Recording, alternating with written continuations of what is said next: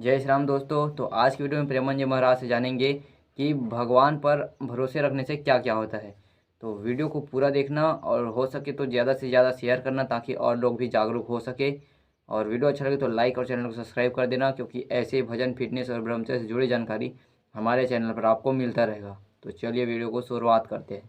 कोई बहुत बड़ा तांत्रिक है और वो भूतों को वश में करने वाला है और तुम्हारे ऊपर भूत लगा दे, तंत्र के द्वारा मारण मूठ या कोई शाप या किसी तरह का अमंगल।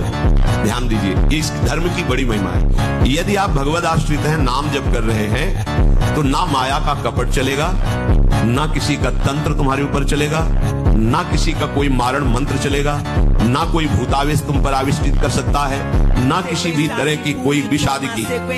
यदि आप सच्चे हृदय से भगवान की शरण में हो तो तुम्हारे ऊपर विष का भी प्रभाव खवाया जाएगा। विष वो हो जाएगा स्वास्थ्यवर्धक अमृत। जो भगवान का आश्रित जन होता है उसको विष भी अमृत हो जाता है। अगर उससे दुश्मनी करेगा ना कोई और उसका बुरा चाहेगा, वो जितना कुप्रचार करेगा, निंदा करेगा, उतने उसका यश बढ़ेगा। अगर वो आग लगा देगा तो उसके शरीर में चंदन से भी बढ़कर शीतलता का काम आग करेगा। जो भगवद आश्रित है, बेटा जो बनना है वो सोचो, जैसा बनना है वैसा सोचो, जैसा सोचोगे वैसा बन जाओगे। और जो ब्रह्मचारी होगा तो उसके शरीर में सौरभ होगी। ब्रह्मचारी का एक एक रोम तेज से युक्त होने लगता है। चेहरे पर हर समय प्रफुल्लता, मुस्कान, उसका हृदय नंदन वन हो जाता है, आनंद वन। बिना किसी कारण की प्रसन्नता बनी रहती है। शरीर अगर किसी असाध्य रोग से युक्त है तो भी उसके विचार कभी रोगी नहीं हो सकते, विचार स्वस्थ रहता है। अब बच्चे कहते हैं हमारी स्मृति काम नहीं करती है, पढ़ाई में मन नहीं लगता है। ऐसा क्यों नहीं लगता? आप देखो अपने आचरणों को देखो।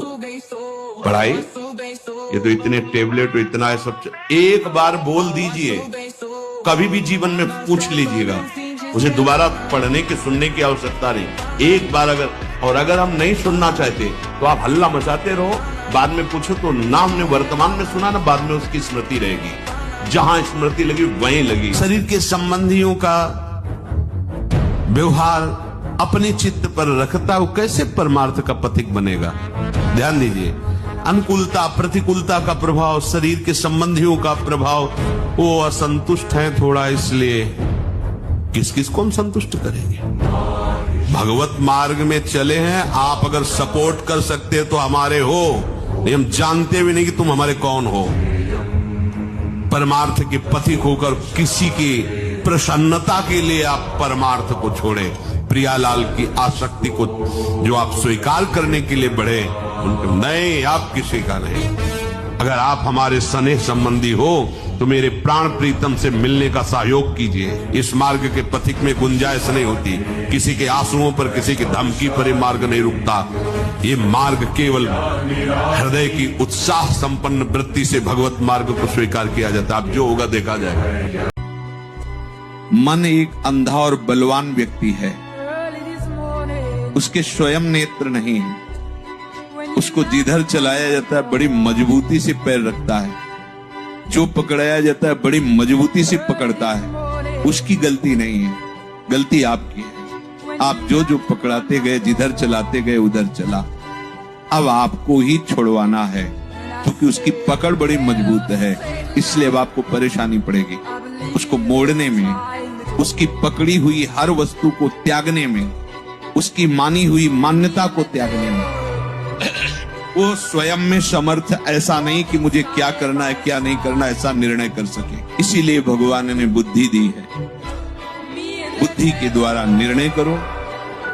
हमारे जीवन का लक्ष्य भगवत प्राप्ति है और उसके लिए हम सर्वस्व त्याग के लिए तैयार हैं। अब हमें अपने मन को मोड़ना है, प्रभु की तरफ मोड़ना है। हमारा शास्त्र कहता है भारतवासी हो, विदेशी नहीं हो। तुम इस भूमि में जन्मे हो, यदि मदिरा पियोगे तो नरक का रास्ता पक्का कर रहे हो। बोले इसमें तो कोई हिंसा नहीं, लेकिन शास्त्र निषेध है। ये च मध्य रता पापा जीवित कर्म रतास तथा, जो जुआ खेलते हैं मदिरा पीते हैं और जो साधु वेश रख के पाखंड करते हैं, इनको सीधे नरक की प्राप्ति होती है।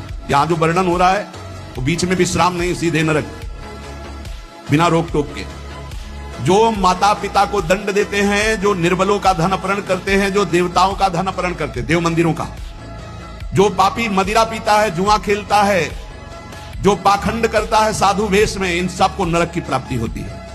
ऐसा थोड़ी कि तुम साधु वेश रख लिए तो तुम चक्रवर्ती हो, जो चाहो सो कर सको, नहीं।